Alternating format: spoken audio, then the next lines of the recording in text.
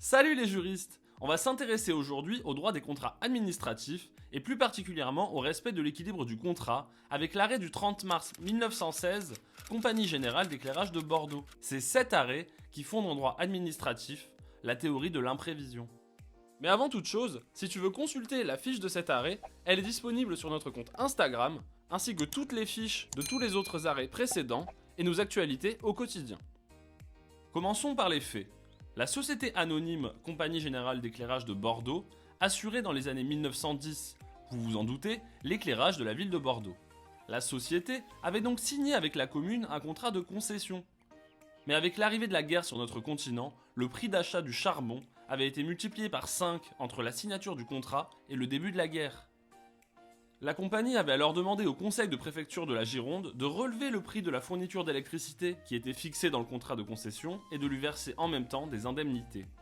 Après avoir été débouté de sa demande, la compagnie avait saisi le Conseil d'État. Le juge devait alors déterminer si la société requérante était fondée à demander une indemnité de compensation lorsqu'un événement exceptionnel provoque une augmentation considérable de ses charges. Pour répondre, le Conseil d'État rappelle en premier lieu que la conclusion des obligations respectives des parties pour un contrat de concession est en principe définitive jusqu'à son expiration. En ce sens, le Conseil considère que le concessionnaire est tenu d'exécuter le service prévu dans les conditions précisées au traité, que la variation du prix des matières premières à raison des circonstances économiques constitue un aléa du marché qui peut, suivant le cas, être favorable ou défavorable au concessionnaire, et demeure à ses risques et périls, chaque partie étant réputée avoir tenu compte de cet aléa dans les calculs et prévisions qu'elle a fait avant de s'engager. Pour le moment, cela paraît assez logique les amis, mais n'oubliez pas que nous étions en guerre, et qu'en ce sens, certains aléas peuvent rapidement devenir anormaux. C'est ce que va constater le Conseil d'État, selon lequel la hausse survenue au cours de la guerre actuelle s'est trouvée atteindre une proportion telle que non seulement elle a un caractère exceptionnel dans le sens habituellement donné à ce terme, mais qu'elle entraîne dans le coût de la fabrication du gaz une augmentation qui, dans une mesure déjouant tous les calculs, dépasse certainement les limites extrêmes des majorations ayant pu être envisagées par les parties lors de la passation du contrat de concession, que par suite du concours des circonstances ci-dessus indiquées, l'économie du contrat se trouve absolument bouleversée.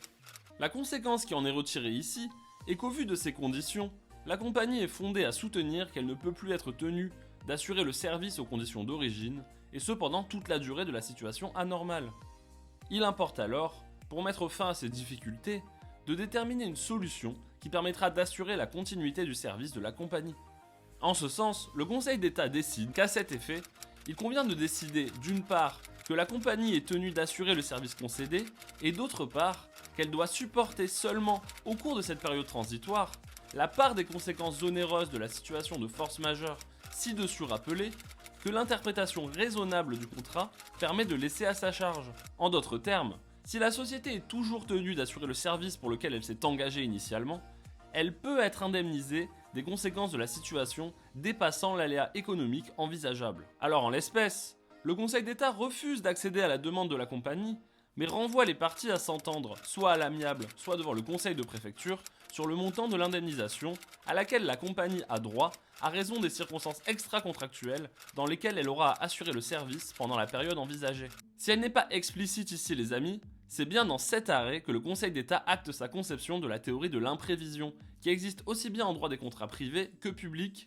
même si la Cour de cassation avait d'abord refusé son application dans l'arrêt Canal de Craponne du 6 mars 1876. En tout état de cause, en matière de contrat administratif, il est impératif que le contrat continue d'être exécuté.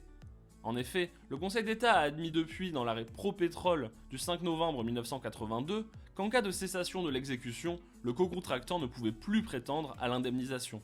Cependant, pour que le co-contractant puisse invoquer cette théorie, il faut réunir un certain nombre de critères. D'abord, il faut un événement qui était imprévisible au moment de la conclusion du contrat. Ensuite, il faut un bouleversement de l'équilibre du contrat. Il doit donc y avoir un déficit important et non pas seulement un manque à gagner. Également, ce bouleversement doit entraîner des difficultés temporaires d'exécution du contrat, car si le contrat ne peut plus être exécuté du tout, c'est le cas de la force majeure qui va s'appliquer et permettra la résiliation du contrat. Enfin, il doit s'agir d'un événement étranger et extérieur à la volonté des parties. Voilà les juristes, j'espère vous avoir été utile. En attendant, si tout se passe comme prévu, je vous dis à lundi, et d'ici là, filez droit!